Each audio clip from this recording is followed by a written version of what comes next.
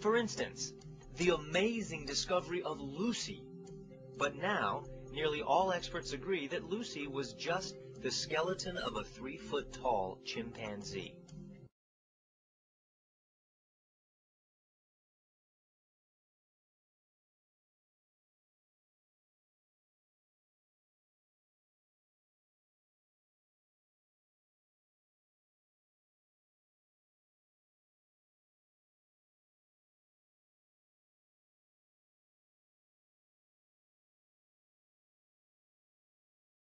Or Nebraska Man. They created an entire skeleton with arms, legs, feet, hands, even facial features, when all they really had was one tooth, which later was found to be the tooth of an extinct pig.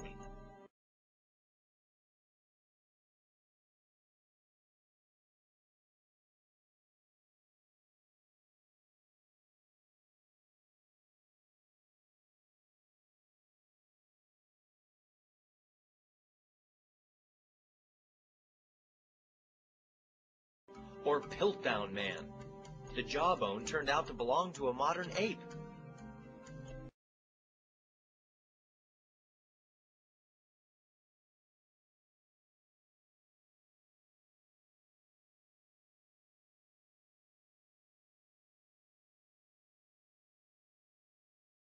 And of course, Neanderthal Man, whose famous skeleton found in France over 50 years ago was that of an old man who suffered from arthritis. Hardly scientific proof.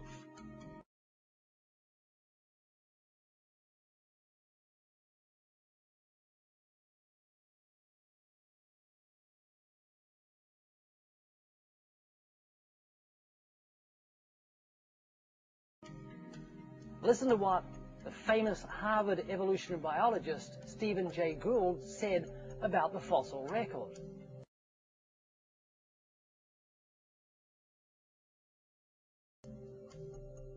The extreme rarity of transitional forms in the fossil records persists as the trade secret of paleontology.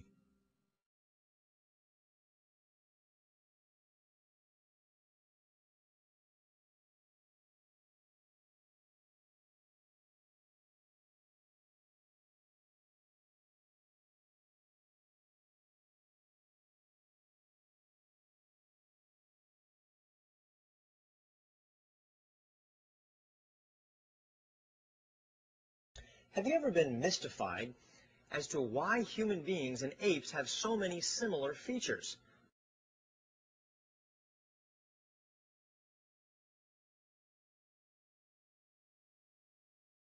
After all, compare our hands to the hands of apes.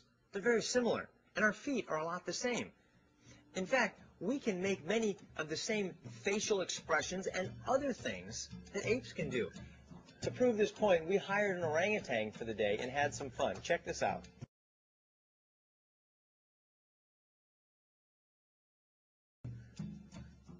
When I'm happy, my face goes something like this. When I'm embarrassed, if I don't agree, if I want to be nasty,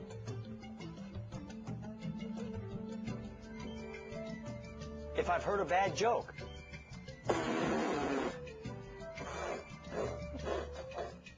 if I've heard enough,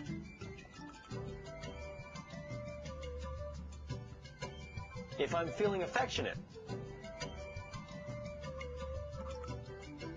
if I agree.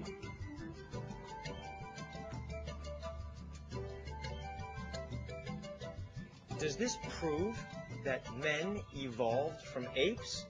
No, not at all.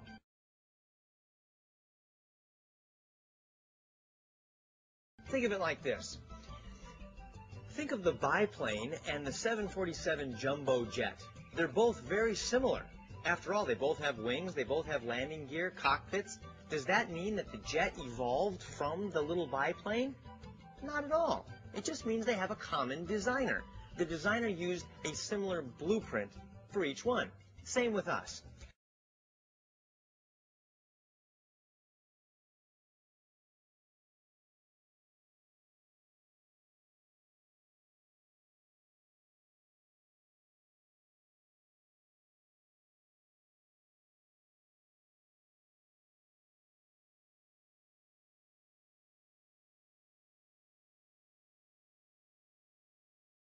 God, the creator of the world and the universe, is our common designer.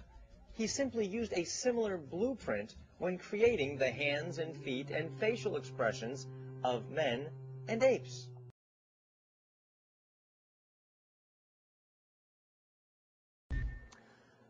Despite the fact that there is no evidence when it comes to the theory of evolution, we're continually told that primates are our relatives.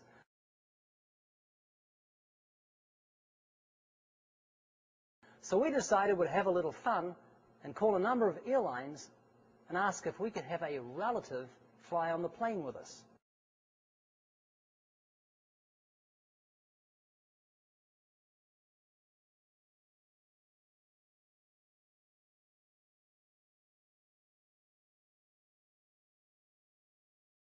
Despite the fact that airlines won't allow primates on planes for obvious reasons, there are some scientists who would have us believe that primates are just about as intelligent as human beings.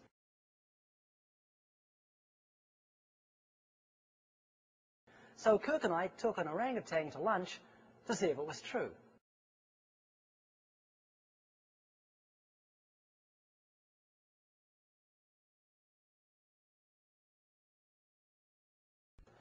The incident reinforced the fact that the primate is limited when it comes to the unique ability, the human ability to reason, to invent, to appreciate the sound of music.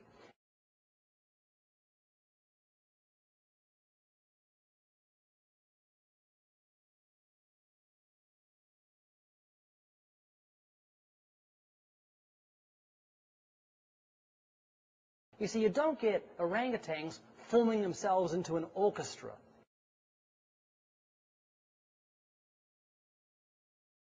You don't get them forming themselves into a court system to mete out justice to its fellow creatures.